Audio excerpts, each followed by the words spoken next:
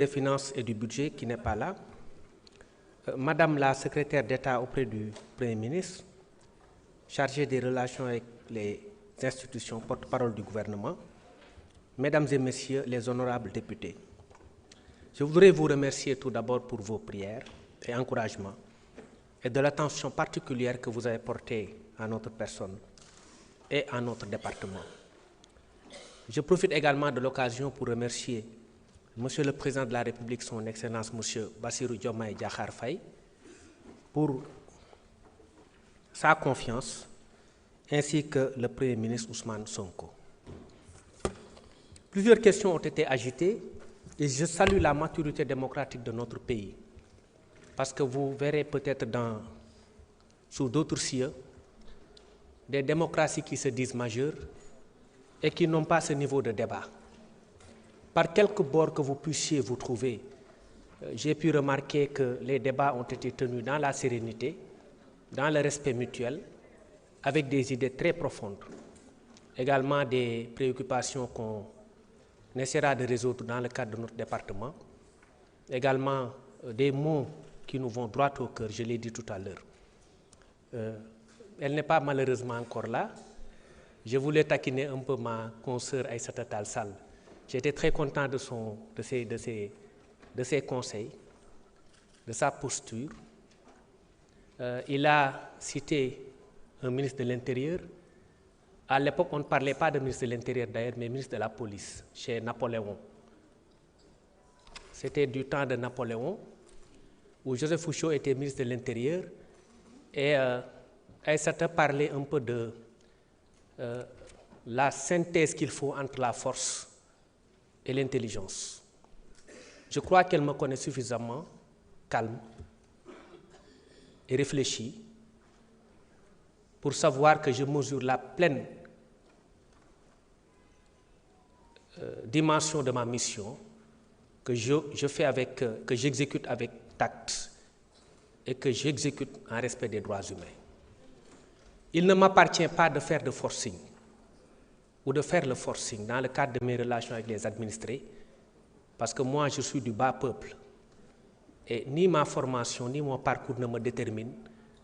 à être violent vis-à-vis du peuple. J'appartiens à ce bas peuple. Je suis avec les petits commerçants. Le Premier ministre l'a dit récemment, ils auront notre soutien. Mais nous voulons simplement du donnant-donnant. Parce que la culture de la citoyenneté n'est pas négociable dans un pays. Il nous faut nous comporter en bons citoyens avant de réclamer des droits. Quand on réclame des droits à un État, il faut se comporter en bon citoyen. C'est du donnant-donnant. Ce que le Premier ministre Ousmane Sonko a appelé le don de soi pour la patrie, depuis son livre Solutions de 2016, je crois. Et le don de soi, c'est le fait, par exemple, pour une personne de ne pas avoir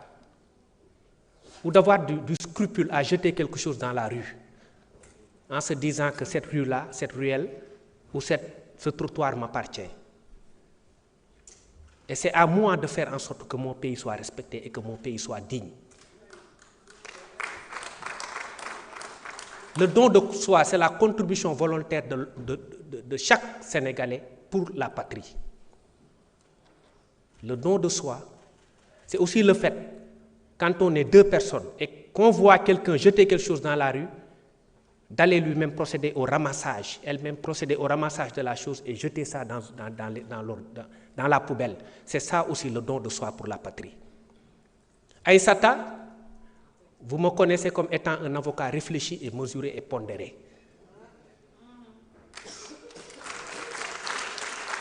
Ce que je fais, je le fais en étant à cheval sur les textes. Parce que moi, je suis un droit de l'homiste aussi. Quand on parle aujourd'hui de franchise universitaire, la question des franchises universitaires, Aïssata, est une question qui est réglée par les textes. L'intervention des forces de police au sein de l'espace universitaire est régie par la loi 94/79 du 24 novembre 1994 sur les franchises universitaires. Je pense que vous connaissez le texte mieux que moi. Et ce texte permet au recteur de procéder à des réquisitions Mais qu'est-ce qu'on peut faire, nous, en tant que ministre de l'Intérieur, ou en tant que policier, ou force de défense et de sécurité, ou même en tant que gendarme? Si on n'exécute pas ces réquisitions, on sera en faute. Et ça, vous le savez. Vous êtes une brillante avocate. Et vous en avez formé plus d'eux. Vous connaissez le contenu de la loi. Vous savez parfaitement que l'autorité ne peut pas ne pas se soumettre à la réquisition du recteur qui a des pouvoirs propres qu'il détient du fait de cette même loi du 24 novembre 1994 sur les franchises universitaires et qui ne nous laisse pas de choix. Parce que l'université aussi n'est pas une zone de non-droit. Quand on commet un meurtre à l'intérieur de l'université, on ne peut pas, sous prétexte parce qu'on est à l'intérieur de l'université, qu'aucune personne ne doive intervenir dans l'enceinte universitaire pour arrêter le déroulement de cette infraction-là. Attention,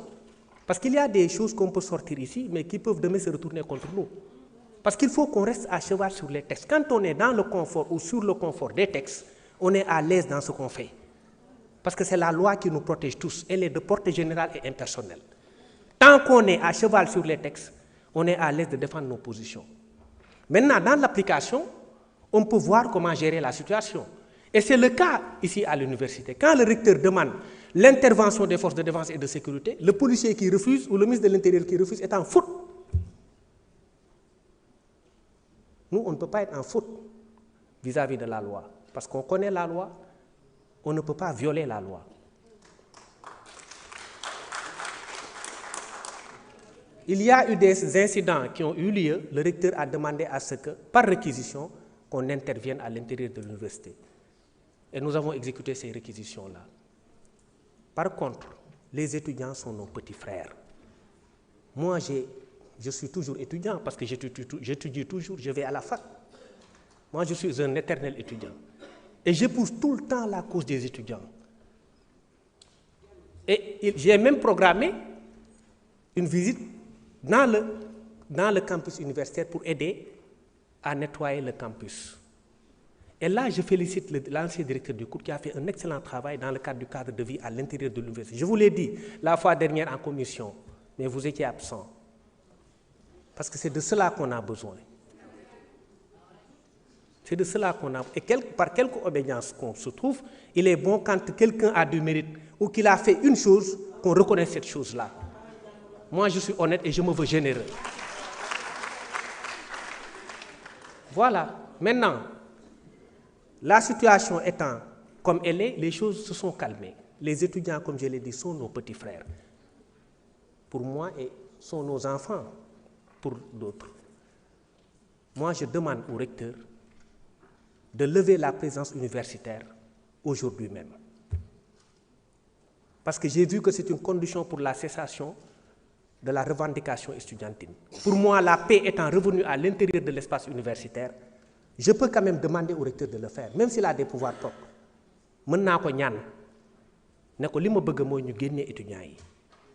Et d'ailleurs, dans notre nouvelle doctrine du maintien de l'ordre, les choses ont changé. Parce que moi, tamit démb fii la ma fekk, et j'étais au cœur du combat.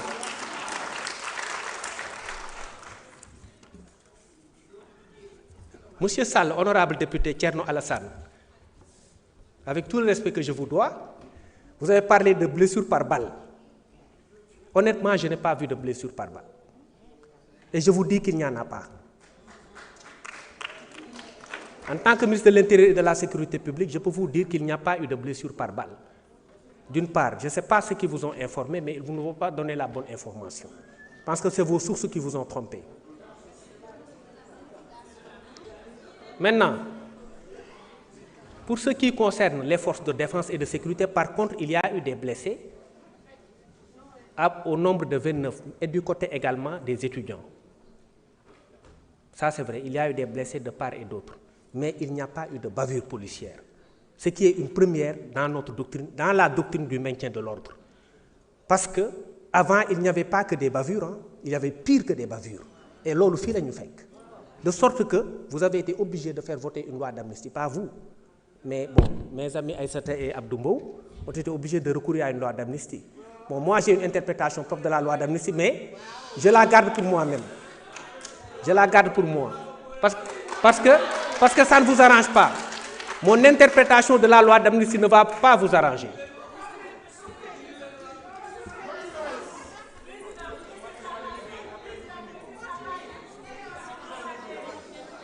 Il n'y a pas eu de bavure. Et dans la nouvelle doctrine du maintien de l'ordre, et je rappelle que la réquisition n'implique pas l'usage d'armes à feu. J'ai moi-même convoqué mon état-major pour leur dire, point d'armes à feu à l'université, même si on devrait exécuter les réquisitions du recteur. Parce que moi, je veux défendre les droits des étudiants, comme je veux défendre les droits des forces de défense et de sécurité, parce qu'ils sont tous frères. Je ne veux pas de bavure, et je ne veux plus de bavure dans ce pays. Et il n'y en a pas. Et la preuve, c'est qu'il n'y a, au-delà des bavures, il n'y a pas d'arrestation. Est-ce que vous l'avez remarqué? Il n'y a pas d'arrestation. Mais il y a de cela 3 ans, on vous aurait arrêté, terrorisme, instruction. Mais parce que bu fekkee démb fii la ñu fekk ñun kenn mënuñu nax parce que démb fii la ñu fekk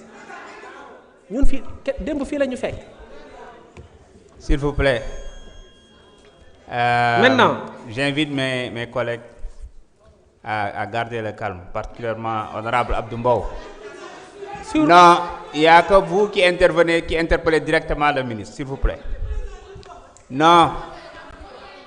s'il vous plaît, et mes autres collègues aussi. Bon, man j'ai pas de problème, mën nañ waxtaan parce que dañuy waxtaan rek. Man mën nañ waxtaan, mën ngeen ma interpeller, mën ngeen ma dagg, mën ngeen wax lu ne. Mais sama message dina jàll parce que man sénégalais yi laay waxal. En ce qui concerne maintenant le volet sécurité publique, foofu moom je l'ai dit Abdou man seetuma ku bokk APR wala ku bokk feneen man j'assume mon amitié avec Ousmane Sonko et je l'assume. J'assume même man dama bëgg a Sonko et je l'assume, dama bëgg a Sonko.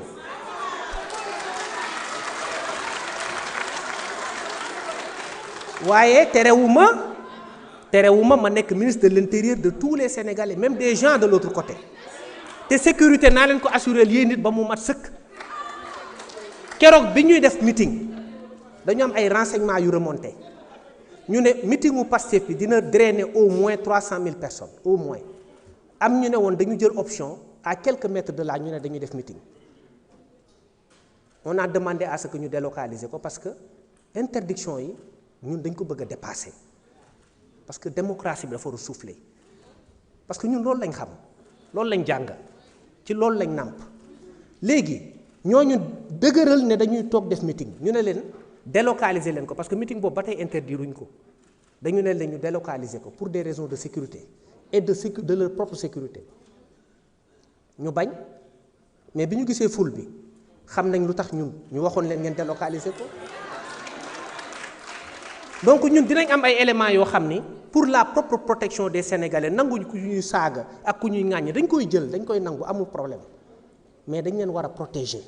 mooy foo leen mënti bokk dañ leen tey boo amoon ku dugg sa kër di agressé dama fara yónni ay nit ñu protéger la. moo tax ma ni man je suis le ministre de l'intérieur de tous les Sénégalais moo tax ma ni leen yéen députés yi bu leen demander benn rendez-vous par écrit di parce que bi ma ñëwee dama gis loolu mais loolu du yoon député warul demander rendez-vous pour gis ministre da ngeen may woo ma recevoir leen parce que yéen wax naa leen ko keroog commission suffrage universel moo leen jox seen toogaay fii man ab décret rek moo fi bàyyi yéen ñu ëpp légitimité ak foo leen mënti bokk ke ngeen bokk Pastef wala ngeen bokk feneen yéen ñu ëpp légitimité parce que ñun décret moo ñu fi bàyyi. léegi bu dee aspect sécurité bi gis ngeen ni depuis quelque temps dëkk bi dafa commencé am sécurité loolu moom nañ ko nangu te sécurité bi pour ñun ñëpp la quand on parle de désencombrement da ngay gis ñoo xam ne dañ koy politiser mais yooyu c'est des questions citoyennes kenn waru ko politiser parce que ñun ñëpp ñoo ko bokk. am na benn ministre boo xam ne defe naa takku wàllu la bokk wax na fi wax bu rafet mu ne lii question citoyenne la parce que des questions de sécurité publique kenn du ko politiser kenn du ko foyer c'est comme les questions de défense nationale. tey bu ñu nee diw waxuma ambulant yi parce que ambulant man xaw ma problème mu ambulant yi fu mu jógee ambulant mooy kuy dem koo xam ne du encombré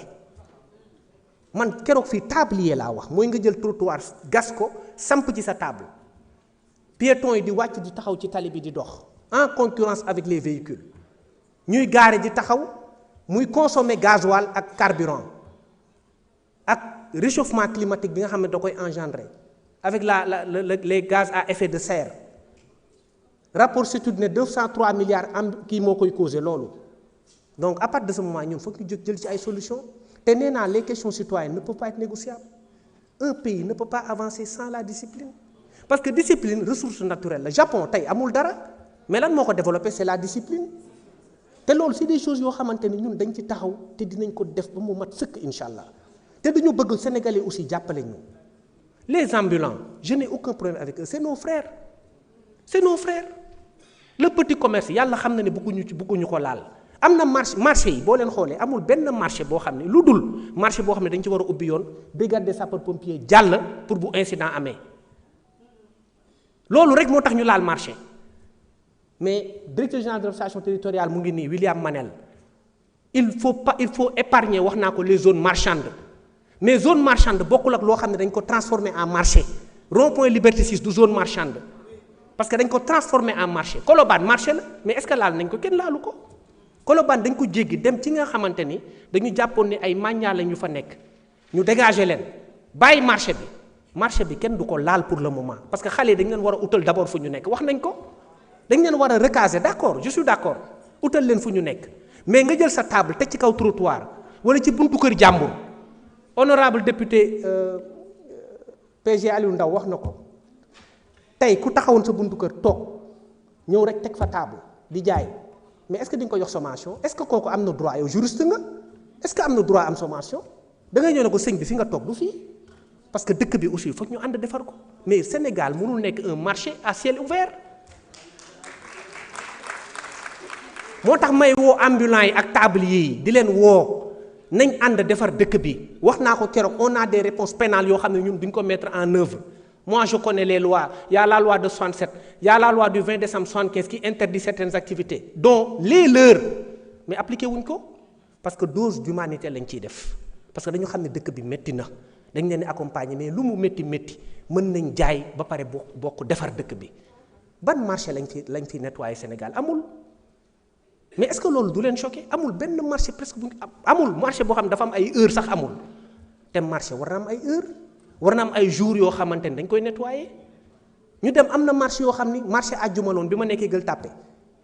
léegi marché bés bu ne la nga jóge fa dem marché Liberté 6 marché samedi léegi bés bu ne la ñu bàyyi mu jàll après c'est un comportement boo xam ne dañu dem ba tolérer ko mu yàq nag suñu cadre de vie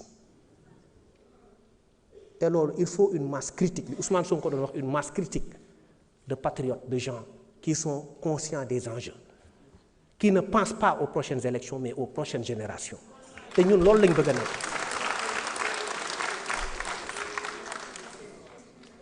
Sur les questions de sécurisation des espaces et de tranquillité publique avant may wax ci mendicité parce que temps bi bariwul sur les questions de sécurisation ñun chaque fois léegi au moins 3 fois par mois dañuy def ay opérations combinées police gendarmerie yoo xam ne man dama ciy bokk. boo xoolee dëkk bi dafa commencé am jàmm au-delà de set bi muy set dafa commencé am jàmm am dal agression yi ñu daan noté yu bari armée dafa wàññeeku parce que man damay ànd ak sama gars yi moo tax dama leen di féliciter les forces de défense et de sécurité parce que ils sont très braves ñoom ak waa gendarmerie parce que le ministre de l'intérieur dispose de la gendarmerie en ce qui concerne la sécurité intérieure moo tax ñoom laay boole ñu agir dans le cadre d'une parfaite camaraderie ba pare moo tax dëkk bi Petite Côte dem nañ fa jóge fa dem Grand Yoff jóge fa dem Thiès te dinañ dem même ay Tambacounda lépp pour defar Sénégal ba nga xam ne sécurité dina fi am région lu mu sori dañ fa dem pour defar dëkk bi. Maintenant sur la question de la mendicité est devenue un fléau loolu encore le code pénal l'interdit la mendicité est devenue un fléau te dafa am beneen type de mendicité boo xam ne c'est animé par des personnes de nationalité étrangère qui ne sont pas des Sénégalais li mu xamoon ci mendicité déjà Sénégalais classiquement xamul woon dafa am kersa génn di tàllal loxo dañ daan def ci ay famille ñoo bokk ci ay famille di dimbalante mais chaîne de solidarité bi dagg am ñu génn di yalwaan parce que ñàkk moo tax bien que dañ ko tere mais dafa am beneen forme de mendicité boo xam ne c'est plus complexe encore mooy mendicité boo xam ne c'est entretenu par des personnes de nationalité étrangère. Or les lois de la CEDEAO permettent aux pays d'appliquer leurs propres lois. C'est-à-dire que la libre circulation des biens et des personnes n'interfère pas dans les lois pénales des pays. c'est ce qu'on appelle ñun ci jargon pénal le principe de l'autonomie du droit pénal ñun ñoo am suñu autonomie appliquer suñu texte or mendicité ak vagabondage dañ ko interdire au Sénégal moo tax du ñu nangu benn étranger ñëw Sénégal di vivre de mendicité loolu dootuñu ko nangu tey dootuñu ko nangu ëllëg te de plus en plus boo xoolee mendiants yi fi nekkoon presque gisatoo leen fi centre ville amatul mendiant boori corniche amatul mendiant ak yeneen zone maa ngi répondre également ci question bi benn député posé sur les pousse-pousse ak machine à café yi ñuy jaayee ci mbedd bi chariot yi waxuñu Dakar yëpp loolu dañ ko interdire graduellement parce que doo ñëw rek attaquer un truc boo xamante ni benn commerce informel dans son ensemble loolu doo ko def moo tax dañ ko def par zone ce qu'on appelle les zones principales yi nga xamante ni dañ ko bëgg offrir en exemple corniche dañ fa tere yenn commerce yi parce que dañu dem ba corniche dañu doon gis ñu taxaw di jaay ay yére foofu ñii di jaay lii ñii di jaay lii ñii di laay li mu nekk benn mbuum mbaay boo xam ne bu ñu ko bàyyi woon suñu cadre de vie day yàqu maa ngi jot également alerte ñi nga xamante ne c'est des riverains Almadies ci code kii bi baie de Hann tamit yàqu na baie de Hann dañ ko transformé en dépotoir d'ordures alors qu'il y a de cela 20 ans wax naa ko keroog c'était l'une des plus belles baies au monde yooyu yëpp dañ ko war a récupérer te dinañ ko récupérer parce que suñu cadre de vie ñun ñoo ko moom civisme ak citoyenneté comme je l'ai dit kenn du ko négocier ñun ñoo ko moom sur les équidés très rapidement fas yi dafa am benn texte boo xam ne dafa tere ñu leen toroxal ça résulte du code des contraventions fas dafa noble Gandhi doon na wax ni doyen Alla Kane maa ngi lay gërëm di la sant ci remerciement yi c'est Gandhi qui disait que la grandeur d'un peuple se mesure à l'affect dont les populations ont véritablement pour les animaux gis nga bàyyi ma dafa noble waruñu jàpp fas di ko toroxal parce que fas dafa noble même alxuraan da ko tagg pourquoi ñu war a bàyyi yenn pratiques yi parce que fas dafa am bakkan nga jël charrette di ko yen ba mu fees ba fas bi di daanu du yoon ñu war a bàyyi également de la même manière divagation d'animaux yi am na ku ko wax loolu aussi c'est le code des contraventions qui l'interdit sur la voie publique da ngay dem ba centre ville parfois nga daan gis parce que loolu nangootuñ ko nga daan gis ay nag ak ay xar yuy dox yàq également cadre de vie bi yooyu rafetul suñu dëkk ñun ñoo ko moom nañ ko defar wax naa ko keroog fii am na benn ministre bu ko fi rappelé ñun peut-être amuñu mais bëgg nañ lu baax ak fu ñu mënti nekk nañ ànd defar suñu dëkk ñun ñoo ko moom bu ñu nangu kenn di ñu ko yàqal parce que Sénégal suñu loxo lay mujjee donc dañ ko defar ba nga xamante ni bu ëllëgee on va léguer aux prochaines générations un pays ordonné un pays stable et un pays respecté parce que bu ma demee tey à l'international da ngay xam ne Sénégal dañ ko respecté mais gan yooyu di ñëw fii dañu war a gis dëkk bu tegu ci yoon dëkk bu rafet dëkk bu sell mais li ñuy bañ mooy bu ñu ñëwee fii après bu ñu demee xeeb ñu te loolu ñun waruñu ko nangu ñun ñoo moom suñu réew nañ ko ànd defar.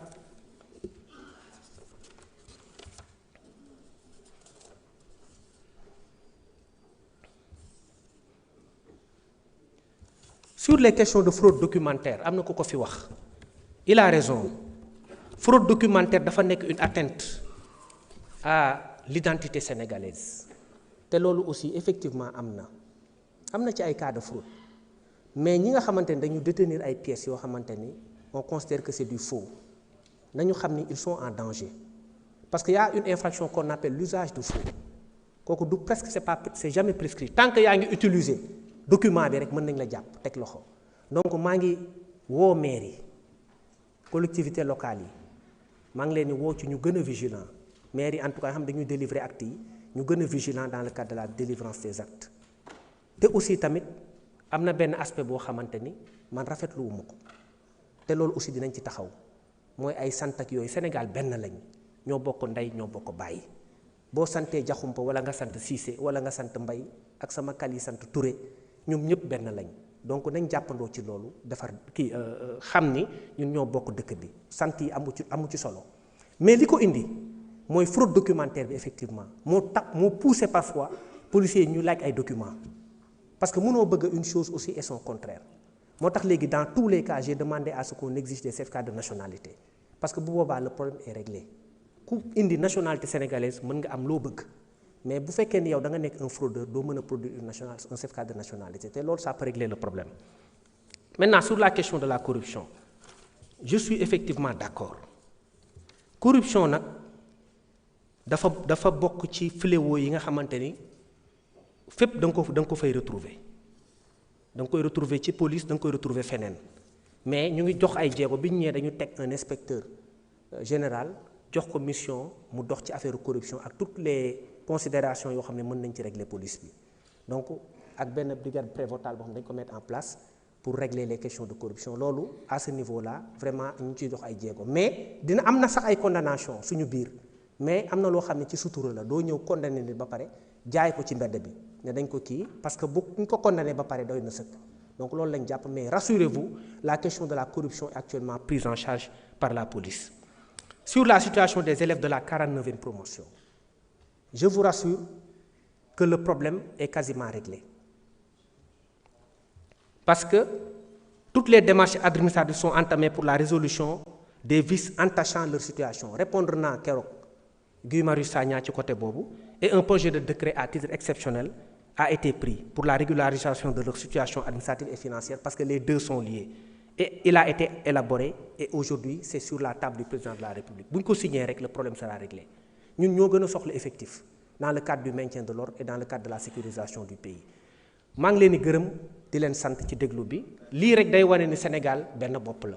ñun ñoo ko moom. amaat nga 15 minutes au besoin. ah mais c'est tant mieux encore je pensais que c'était fini lii je veux dire day wane ni Sénégal benn bopp la te effectivement ñun ñoo ko moom te incha allah dinañ ko defar. am na benn député El Hadj Diop bu ma laaj ci construction caserne sapeur pompier à Malem Hodar loolu dafa dugg ci mise en œuvre agenda national de transformation Sénégal 2050 l'État a projeté la construction de 186 casernes de sapeurs dont 86 pour la période 2026-2030 keroog dem naa inaugurer caserne de Goudiri quelque chose qui a été très bien accueilli par les populations te incha allah dinañ continuer parce que am na yeneen caserne yu ñu war a ubbi à Nioro à Diamniadio à Ndiaganiao à Daara Jolof et ces casernes seront inaugurées entre 2025 et juillet 2026. caserne Kédougou ak Sokone réclamé nañ ko fi effectivement c'est vrai te li député Mbaye Dione wax dëgg la dafa am zone yoo xamante ni amul presque dara mais dans le maillage territorial c'est-à-dire que bi ñuy créer loolu comme région yenn régions yi peut-être on a mis les charrues avant les bœufs loolu c'était avant nous donc loolu moo tax parfois dañuy am problème pour alimenter ko parce que c'est un peu excusez-moi mais dafa am benn genre kii politique boo xam ne moo ko jiitu ñu ne dañuy ériger tel en région ba pare doo ko accompagner d'infrastructures nécessaires alors qu'on devait d'abord créer les infrastructures avant de créer les régions c'est ce qui a fait effectivement ce déséquilibre-là qui a été noté. Pour les constructions et les réhabilitations de bâtiments, l'essentiel des bâtiments abritant les services de logement de circonscription administrative se trouve dans un état de délabrement avancé. De ce point de vue, on est d'accord et notre position de principe, c'est qu'il faille effectivement procéder à la rénovation de tous ces bâtiments. Et pour 2026, notre ministère va achever les travaux de la préfecture de Kaolack. Les travaux ont démarré et la préfecture de Bignona et les sous-préfectures de Rao et de Fissel. Pour l'instant, c'est ce qui a été démarré. Maintenant, pour régler la question de la vétusté définitivement, le ministère a élaboré un nouveau projet qui a été maturé avec les services du ministère de l'économie et du plan. Ce projet qui va démarrer en 2026 pour un coût de 67 milliards va ouvrir toutes les localités du Sénégal, 14 régions, 46 départements et 127 arrondissements. Donc loolu ñun suñu yitte la dañu bëgg a defar circonscription yi nu mu tudd préfecture yi gouvernance yi ak sous-préfecture yi parce que ñoom aussi c'est des bu dee gouverneur c'est le représentant du président de la République dans les régions te ñu ngi def liggéey aussi bu mucc ayib c'est pourquoi dama ciy profiter également pour féliciter William Manel qui est le directeur général de l'administration territoriale qui fait un excellent boulot avec les gouverneurs, les préfets et les sous-préfets. ñooñu dañu soxla les moyens pour exercer leur office parce que seen métier dafa noble de la même manière que je l'ai dit avec les forces de défense et de sécurité saa yu ma demee ci benn opération combinée police gendarmerie ay 3 heures du matin dama leen wax ni ñun ñee ngi nelaw mais ñun ñu ngi liggéey moo tax les forces de défense et de sécurité méritent tous les salaires du monde lu ñu leen defal nañ ko xeeb parce que c'est des gens qui sont des nobles policiers yi dañ leen war a jàppale gendarmes yi dañ leen war a jàppale parce que li ñuy def ci liggéey dafa mucc ayib et donc loolu moo tax man j'estime que mon département pourrait être même beaucoup plus pourvu en matériel et également en moyens pour leur permettre d'exercer leur métier parce que dara gënul noble ñëpp di nelaw nga taxaw di assurer leur sécurité que ce soit des moyens mobiles ou des moyens matériels si wàllu tenue aussi wax nañ dëgg tenue dafa bokk ci li tax nit ñu lay respecter comme li may wax loolu laajul moyens yu bari li may wax cet ak defar mën na ànd ak sax ñàkk wala tuuti ñàkk Aïssata xam na ko ñun dañu bëgg bu ñuy plaider comme avocat rabat bi dañuy bëgg fóot ko ba mu set mu weex tàll di briller ñu taxaw comme li ñuy policier di wax dans leur jargon être en tenue correcte parce que loolu mooy tax ñu respecter la moo tax benn jour dama woo DGPN bi ma ñëwee directeur général de la police nationale di profiter également di ko féliciter pour l'excellent travail qu'il fait ku baax la ma ñëw ma ne ko mais DGPN policier du ngeen defal ay cravate mu ne ma mais monsieur le ministre cravate dafa tàng ma ne ko waa sedd bi nag ngeen defal ay cravate parce que man mënuma imaginer par exemple alkaati bu taxaw di tux rafetul parce que kilifa la alkaati dafa noble da ngay gis boo demee ay yenn dëkk yi nga gis alkaati yi man bu ma gisee alkaati bu sol lu rafet dama koy respecter dama koy bëgg sama xol day sedd donc yooyu yëpp c'est des choses yoo xam ne ça participe à la citoyenneté te pourtant laaju moyens yu bari donc loolu laay wax rek tout le temps nañu xool lépp li nga xamante ni mën na relever suñu prestige en tant que pays parce que Sénégal pays leader la et man maa leen ko wax de tout temps Sénégal pays leader la boo demee ci yeneen dëkk nga koy xam sénégalais yi dañ leen respecté boo demee Côte d'Ivoire ñu ne le sénégalais a du talent ñu ne sénégalais bu waxee rek da lay convaincre parce que sénégalais dafa am lu yàlla def ci moom donc loolu dafa war a feeñ suñu dëkk keroog cité naa ay pays yoo xam ne tey dañu xaw a raw ci benn côté mais loolu ñun buñ ko nangu le gap dañ koy rattraper te mën nañ ko te on le fera rapidement dëkk bi dina tegu ci yoon dina baax ba pare lépp dox incha allah yéen ñëpp ci mën a jàpp j'en appelle à la citoyenneté de tout le monde j'en appelle à tous les patriotes tous les républicains tous qui aiment ce pays pour qu'on fasse du Sénégal un très grand pays et on est en voie de le faire sous la haute direction de monsieur le président de la République et de son premier ministre parce que c'est des patriotes qui sont venus pour ne pas se focaliser sur les prochaines élections mais sur les prochaines générations et ça ils l'incarnent, ils le vivent tous les jours. Moi qui suis au contact de ces deux personnes, moi je sais et je suis persuadé que ce sont de vrais leaders. Pour la première fois, le Sénégal a une chance historique de réussir un bond qualitatif. Parce qu'il y a des gens qui sont animés par l'intention d'en faire un grand pays. Et là, c'est à nous de les accompagner. C'est aux citoyens lambda de les accompagner. Les étudiants, les ambulants, les écoliers, les députés, les chômeurs, que tout le monde s'y mette pour qu'on fasse de ce pays un grand pays. On l'est déjà, mais on peut réussir encore à progresser. Et c'est d'ailleurs l'occasion pour moi de profiter de cette tribune pour féliciter des patriotes, des gens qui se sont toujours investis pour l'ordre, la discipline, le civisme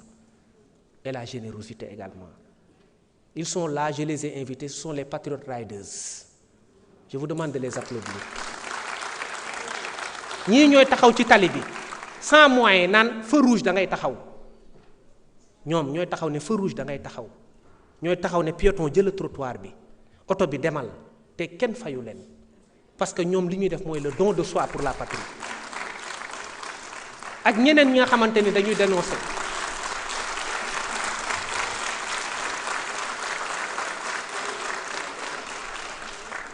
ak ñeneen ñi nga xam ne dañuy dénoncer également certaines situations. On reçoit tout le temps les dénonciations.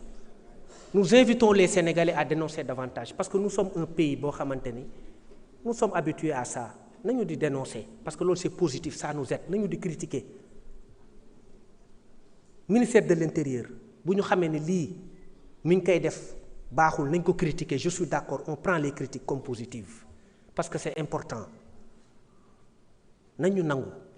du haut de notre piédestal de subir des attaques loolu amul benn problème mais l'essentiel c'est qu'on progresse et qu'on avance loolu rek moo am solo ci àdduna moo tax ma leen di féliciter également ñi nga xamante ni ils sont dans les pages di dénoncer naan fii nii la mel fii nii la mel fii nii la mel parce que loolu moo ñuy permettre aussi d'être réactif ñoom ñi sama équipe xam nañ ko à chaque fois bu dara amee dama leen di alerter ne leen def leen li pour ñu remettre un peu les choses à l'endroit. Pour terminer, je vais juste parler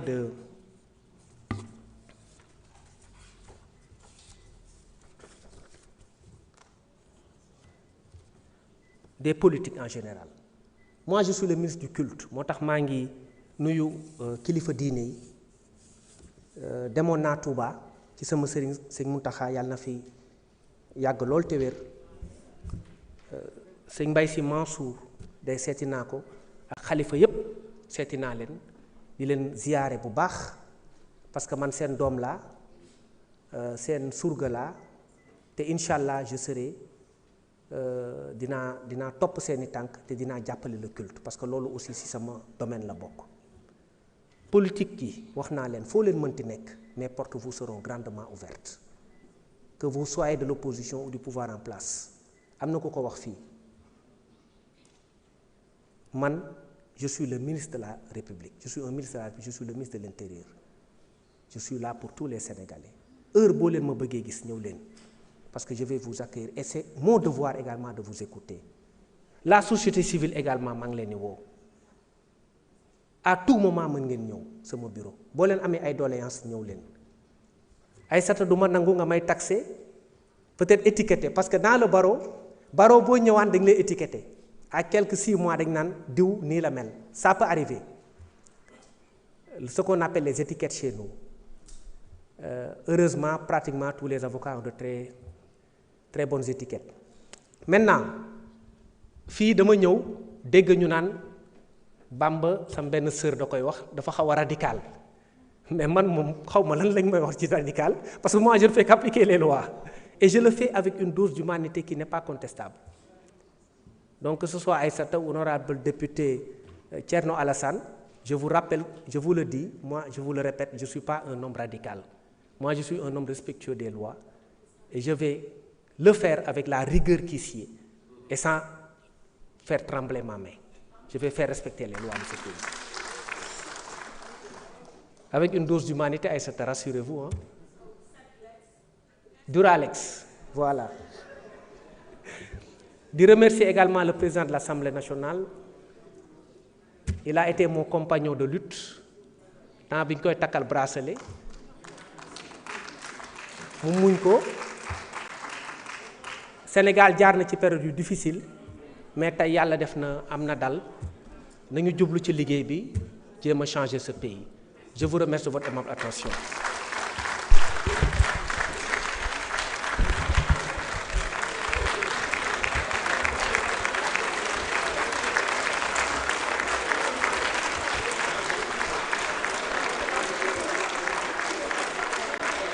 mais doy na nag